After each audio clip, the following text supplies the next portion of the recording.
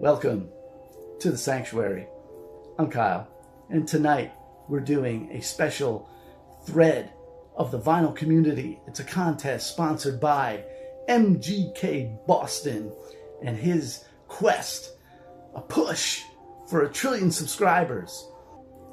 I have participated in one of MGK Boston's threads before, 10 guys in suits and ties on the album cover.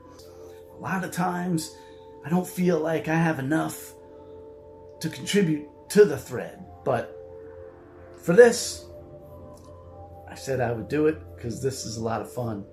So he's got 10 items of note that he wants the participant to answer, and let's go ahead. All right, the first item here is vacation. Where do you like to go?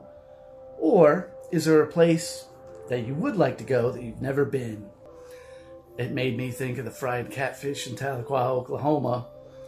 But the real answer is the place I'd love to go is Japan. I've had a fascination with it ever since I was a little kid.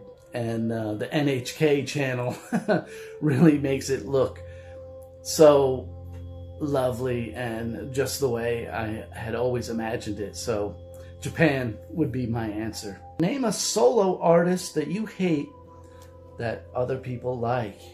Well, this one's kind of easy.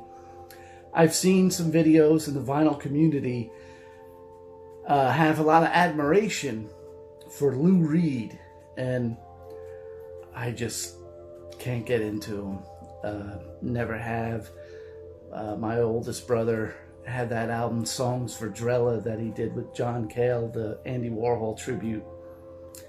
And he played it over and over again. And I'm just not interested in Lou Reed.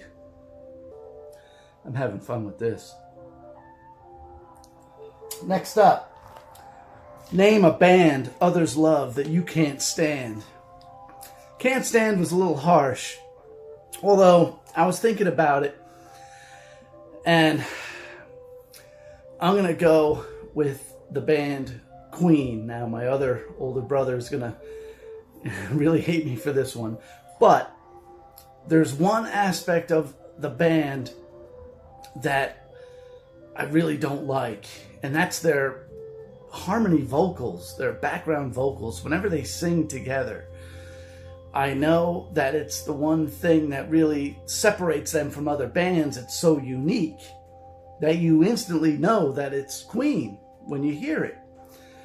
And there is a lot of songs by Queen that I like, but I'll give you an example. One of my favorite songs by Queen is You're My Best Friend.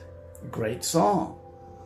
But it has those vocals, and they just come in so powerfully when they do come in, you know, and it's the one part of the band that I really don't like. It's just when they all sing together. Even as a little kid, it just sounded artificial or robotic. There's just something about it. It's a certain wavelength that hits my brain and just, you know, makes me turn away.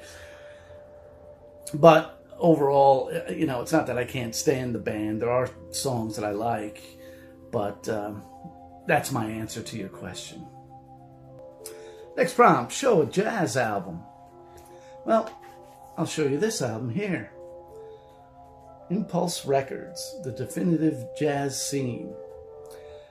We were having a garage sale one time, and my aunt had this amongst the items that she wanted to sell.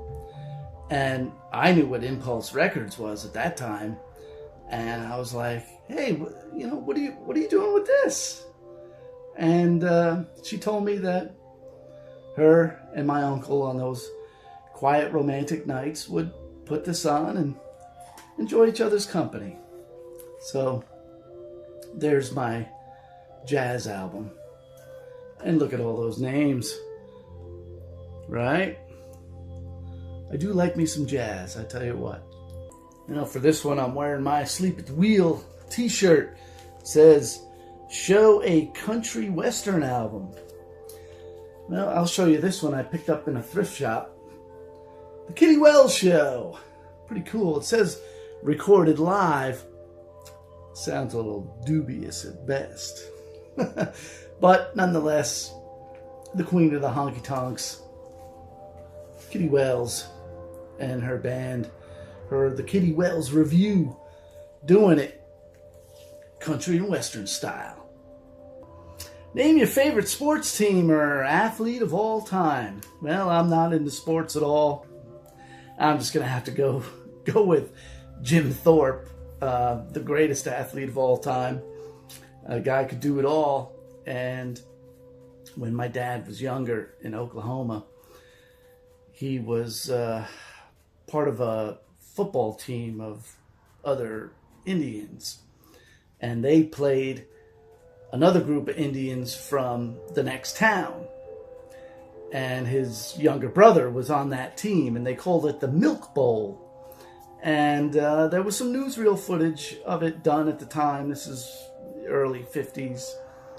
And Jim Thorpe came into the locker room and gave the kids a little pep talk before the game. And my dad said he was a little beat up at that time. But here's a picture of my dad when he was in high school.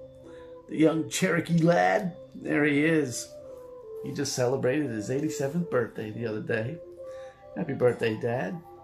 And let's move on to the next prompt. Name a concert memory. Oh boy, here we go.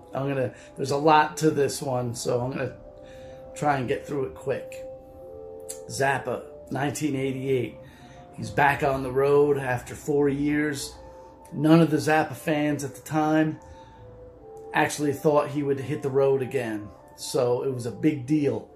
And my oldest brother was a huge Zappa fan, and it was him listening to those albums when I was a wee lad that certainly did a number on my brain. So fast forward, 1988. The show, the tour opened up in Albany, I think it was. Then he did 3 consecutive nights at the Beacon Theater in New York City. My brother was at all 3. He said the first show was great. He played songs he never did before. The second show was even better. He did Stairway to Heaven and I Am the Walrus. And the third show was really anticipating. He's like, this is going to be great. This is going to blow him all away. So he was going with his girlfriend and his best friend, and he had an extra ticket. And I said I would go along. And he had 4 other friends that were also at the show. So it was like 4 in front, 4 right and back, of the seats. And so his buddy, his best friend, his older brother was there. So we ran into him and talked to him. And then we ran into this other set of brothers that we knew. And so here's 3 sets of brothers meeting up by chance at the Zappa show at the third show at the Beacon Theater. So that's cool. And so they do their hour, and then they had an intermission, 30 minutes, and then they come back. And Frank's saying, we got special guests coming out. Dweezil's going to come out and do a guitar solo to one of the songs. Moon was there.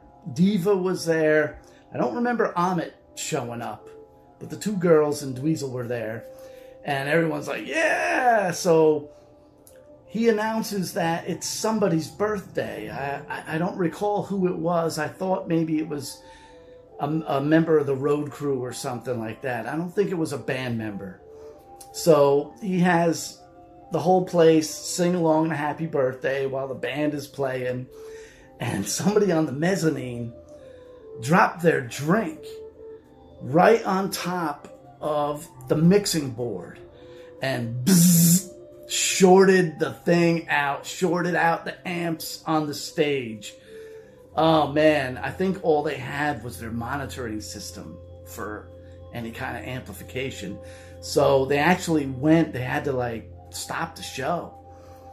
and go to the remote van and bring back another board. So as you can tell, Frank is just pissed, and it really put a damper on the rest of the show, which felt kind of rushed. I mean, he did bring out Diva and Moon. They danced around to one of the songs.